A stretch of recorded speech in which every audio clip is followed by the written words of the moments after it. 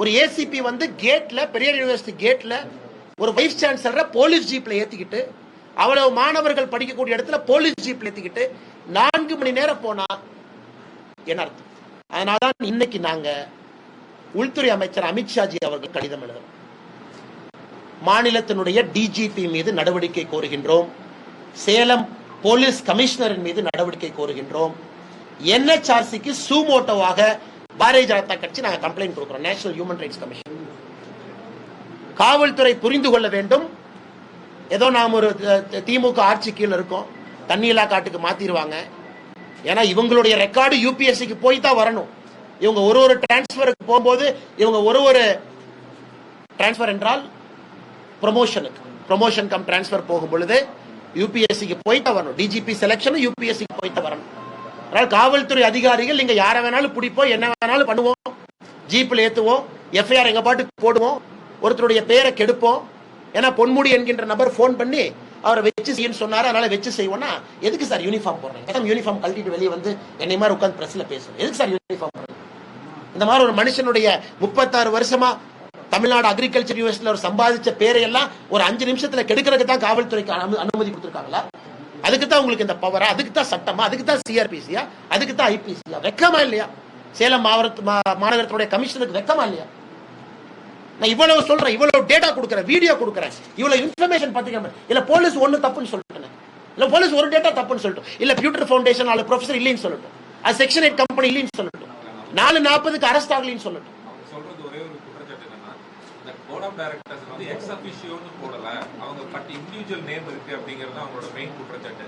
ஏன்னா இன்னைக்கு இவர் விசிஆ இருப்பாரு, நாளைக்கு வேற ஒருத்தர் வருவாரு. அண்ணே யாரா இருந்தா கூடங்க அந்த கம்பெனி இருக்கிறது பெரியார் பல்கலைக்கழகத்தினுடைய உள்ள இருக்கு. ஃபர்ஸ்ட் ஃப்ளோர்ல 2000 ஸ்கொயர் ஃபீட் இருக்கு.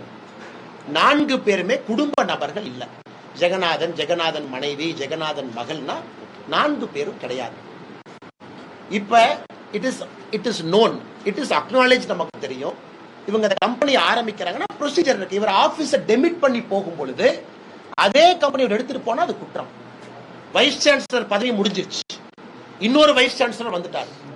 அப்ப இவர் ஹேண்ட் ஓவர் பண்ணாம அது என்னோட கம்பெனியில் எடுத்துட்டு போனா குற்றம். அப்பதான் நீங்க எஃப்ஐஆர் போடுங்க, அப்ப கேள்வி கேளுங்க. இவர் 100% ஹேண்ட் ஓவர் பண்ணத்தான் போறாரு. புது விசி வந்தா மறுபடியும் அதுல ஒரு அமெண்ட்மெண்ட் பண்ணி, சொசைட்டி ஆக்ட்ல அமெண்ட்மெண்ட் பண்ணி அந்த விசி பேரை போட்டு வெளியே வர போறாங்க. நானும் ஃபவுண்டேஷன் நடத்துறேன், வி தி லீடர்ஸ் ஃபவுண்டேஷன். அப்படித்தான் நாங்களும் ரெஜிஸ்டர் பண்றோம்.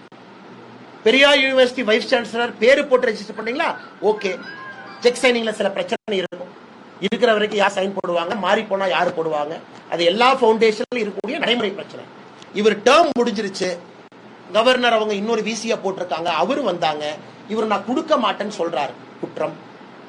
அல்லது வந்த பணத்தை இவர் பிரைவேட் அக்கௌண்ட்டுக்கு மாத்துறாரு, குற்றம். அல்லது இவர் யாரோ ஒரு பிரைவேட் கம்பெனில டைய போட்டு அண்ணா இதுக்கு நீங்க கான்ட்ராக்ட் கொடுத்துட்டு தனியா எனக்கு ஒரு 1 லட்சம் ரூபாய் அக்கௌண்ட்டுக்கு அனுப்பிச்சிருங்க, குற்றம். லோக்கல் ஸ்டாண்ட் என்ன சார்? பிரைம் எஃபிசியா கேஸ் என்ன sir? Nothing is made out sir. அதனால இவங்க தப்பிக்க கூடாதுங்கறக்கா எஸ்சி எஸ்டி சேர்த்தாங்க. எவ்வளவு அறிவாளி பாருங்க, எவ்வளவு அறிவாளி பாருங்க. அப்படியே இன்டெலிஜென்ட் இவங்க எல்லாம். அப்படியே தேவலோகத்துல இருந்து இந்த போலீஸ் ஆபீசர்ஸ் வந்திருக்காங்க. அப்படியே ஒரு செக்ஷனை போட்டோம்னா அந்த 7 வருஷத்தை தாண்டணுமா? எவ்வளவு அறிவாளி பாருங்க சார்.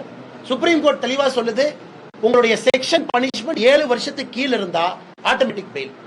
போலீஸ் என்ன பண்றாங்க, 7 வருஷத்துக்கு மேல காட்ட முயற்சி பண்றாங்க. அப்ப எஸ்சி எஸ்டியா போடு, அப்ப செட்டிங் பண்ணு. மத்தியானம் 1:40க்கு 2 பேர்த்த உள்ள அனுப்பு. எப்படி பாருங்க, சஸ்பெண்ட் ஆன ஒருத்தர் கூட அனுப்பு. அது வரும்போது காரை 1:40க்கு நிறுத்து. அவர் இங்கிருந்து நேரா போலீஸ் ஸ்டேஷன் போய் கம்ப்ளைண்ட் கொடு. 4:40க்கு 3 மணி நேரத்துல நீ வா ஆபீஸ். கேட்ல வர மாதிரி இவர் அப்படியே தூக்கி ஜீப்ல உட்காரவை. ஏன்னா முட்டாள் தானே நம்மள. சேலத்துல எவ்வளவு பெரிய பத்திரிகைகள் நீங்க இருக்கிறீங்க, எவ்வளவு பெரிய நபர்கள் நீங்க இருக்கிறீங்க, நம்மள எல்லாம் முட்டாளாக்க பாக்குறாங்களா காவல்துறை? All executed by police. கொத்தடிமையாக சேலம் மாநகரத்தினுடைய காவல்துறை திமுகவினுடைய கொத்தடிமையாக நடந்திருக்கின்றார்கள். சொல்றதுக்கு எந்த ஒரு அச்சமே கிடையாது. இந்த மாதிரி கை வச்சா இந்த மாதிரி வார்த்தையை நான் பயன்படுத்தணும். சாமானிய மனிதனுக்கு என்ன மரியாதை? நாளைக்கு நீங்கள் நானும் லோக்கல் டிஎம்கே எம்எல்ஏ சண்டை போட்டா ஒரு வைஸ் சான்சலருக்கே அந்த ஊர்ல மரியாதை இல்லை. உங்களை எண்ணி நாயை தூக்குற மாதிரி தூக்கிட்டு போன குப்பை வண்டியில. ஏன்னா போலீஸ்காரனை பாதிச்சுக்கிட்டோம், எம்எல்ஏ பாதிச்சுக்கிட்டோம், திமுக காரனை பாதிச்சுக்கிட்டோம், போடுறவன் மேல எஸ்சி எஸ்டி கேஸ், போடுறவன் மேல இந்த கேஸ், போடுறவன் மேல சீட்டிங் கேஸ். என்ன நடக்குது? இதெல்லாம் நியாயமானே, தர்மமானே, யாராச்சும் ஏத்துக்குமானே? ஒரு சிவிலைஸ் சொசைட்டில ஒரு வைஸ் சான்சலர் 5 மணி நேரம் போலீஸ் ஜீப்ல அலக்கழிச்சு ஹார்ட் அட்டாக் வர வச்சு அவருக்கு. அதனால தான் நாங்கள் அமித்ஷாஜிக்கு நீ கேட்க போறோம். மத்திய அரசு இதை பார்த்துக்கிட்டு இருக்க கூடாது. உள்துறை அமைச்சர் கேட்கணும் கேள்வி, நாங்க எடுத்துருப்போம். கேட்கணும் கேள்வி, டிஜிபியை சம்மன் பண்ணணும். இப்ப அனுப்ப போறோம், ஏன்னா உங்களுக்கு ஃபர்ஸ்ட் டிஸ்க்ளோஸ் பண்ணணும். ஏன்னா நாங்க அனுப்புறதுக்கு முன்னாடி பத்திரிகை நண்பர் மூலமாக தமிழக மக்களுக்கு நாங்க சொல்றோம். அண்ணே பாருங்க, இதானே ஃபியூச்சர் ஃபவுண்டேஷன் MOU எல்லாம் கையில் இருக்குதா, இதான் பாருங்க சார், இருக்கு சார், எல்லா காப்பி எல்லாத்தையும் அனுப்பிடுறோம் தலைவா உங்களுக்கு. இதுல இருக்கு அவருடைய வைஸ் சான்சலர் வந்து பாத்தீங்கன்னா அவருடைய போலீஸ்ல கொடுத்த இது, அவரை எங்க பிடிச்சாங்க 4:40 என்னை இப்படி பண்ணாங்க, என்னை வந்து பாருங்க 5 மணி நேரம் ஜீப்ல சுத்த விட்டாங்க, அவருக்கு ஹார்ட் அட்டாக் வந்தது, ஆஞ்சியோபிளாஸ்டி வந்தது, எல்லாத்தையும் அனுப்பியிருக்காங்க. எல்லாம் எழுதியிருக்காரு அந்த மனுஷன் பாவம்.